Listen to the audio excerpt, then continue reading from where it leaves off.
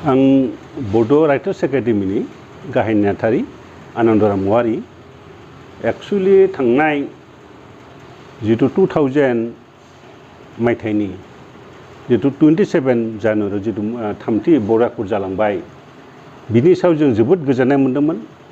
नाथाय जों जेब्ला सुक्ति जानायनि जितु माबाखौ दफाफोरखौ नुबाय बेखौनो जों जोबोद समखिनाय फैदों।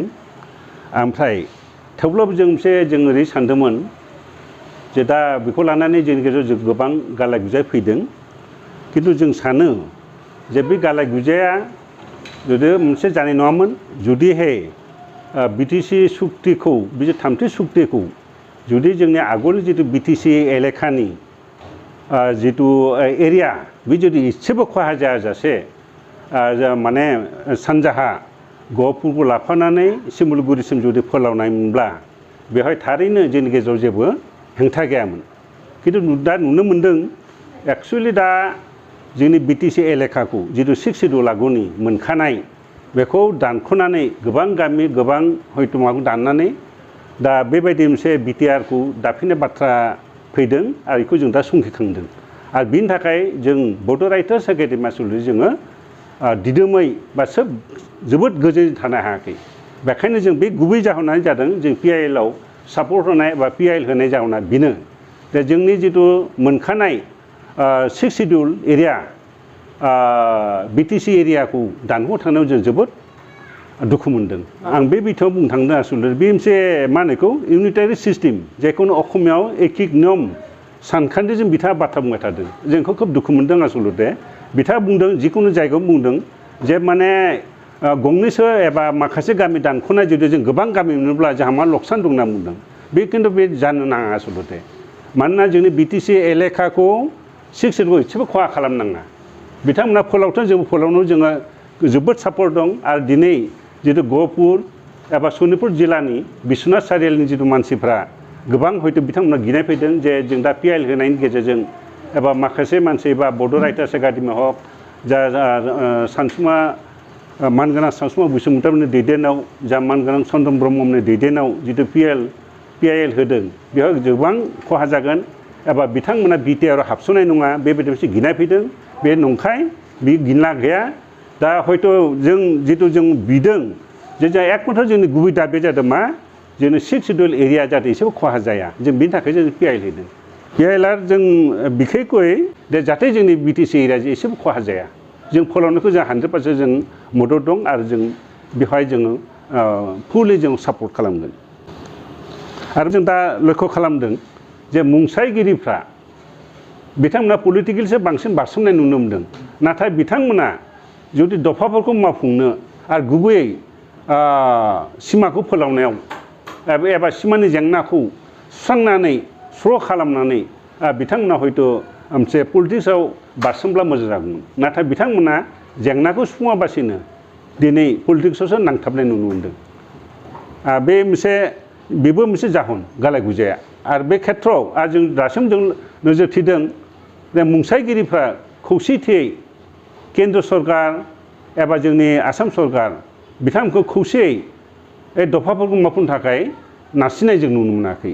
मा जाहोनाव नुनो मोनाखै आरो बेखौ मावफुंनो थाखाय बेखौ मावफुंनायनि जितु बिबानखौ दानि जितु बिटिआरनि बा एबा बिटिसिनि जितु चिफ गाहाय बिथां मानगोनां प्रमद बर'आ दैदेननांगौमोन।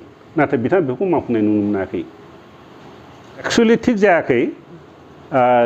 दा जों नुनो मोन्दों जे जोंनि मानगोनां सानसुमा बसुमतारी बायदि सासे हारि सिबिसुला हारिखौ जिउयै माहामै मोजां मोनग्रा बिथांमोना जातिनि थाखाय नांथाबग्रा बेफोरबायदि मानसिखौ जों मुसुखा सावनाय नुदों।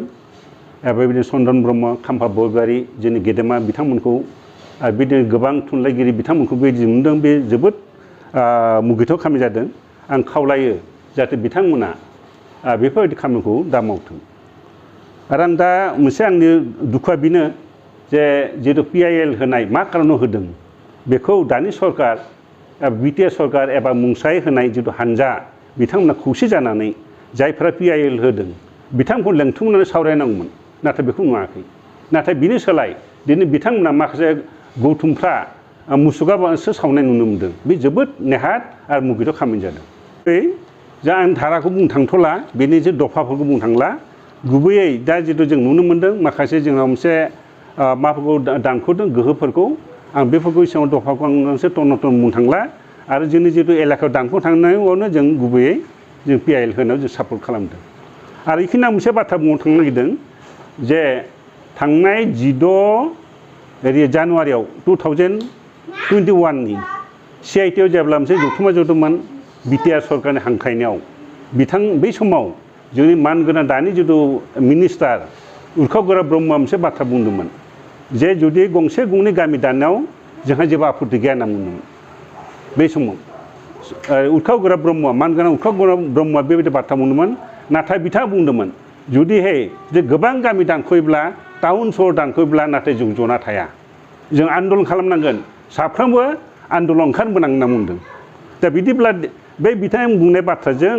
दिनै बड' राइटार्स एकाडेमिया जे बा मोनसे PIL होनायाव सापर्ट होदों बा जोंनि सानसुमैफ्रा किसुमान मोनसे जितु सचेतन व्यक्तिफ्रा मानसिफ्रा जे PIL होदों बे PIL होनायजों आरो बे बिथां ब्रह्म बुंनायजों फाराग गैया जेबो कारण बिथाङा जितु आन्दलननि बाथ्रा बुंखादों आन्दलन खालामनांगोन होननानै अब्ला बे PIL होनायाबो मोनसे आन्दलननि हाबाफारिखा आं बेबायदि बुंनो थाङो बे खेत्रआव नंगौ जे जोंनि बिथांमोना गुबै मेसेजखौ होआखै हयथ' बिथांमोना जे खाबु मोनाखै जोंनि जितु BTC एरियानि मानसि एबा नन BTC हक जोंनि बर' हारिया गुबै बाथ्राखौ हयथ' मिथिनानै मोनसे राहा मोनाखै आरो बिथांमोनखौ मिसलेट खालामनो बायदि नुदों खिन्थु दा बे PIL होनो आसलथे जेबो गिला गैया हयथ' आं सानो जे बे माबाखौ मावफुंनायाव सुक्तिनि दफाफोरखौ मावफुंनायाव हयथ' एसे गोबाव जानो हागौ PIL होनायाव खिन्थु बियो जेबो खहा जाया दा जों लुबैदों एक्सुवेलि जाहाथे जोंनि BTC एरियाजों एसेबो खहा जाया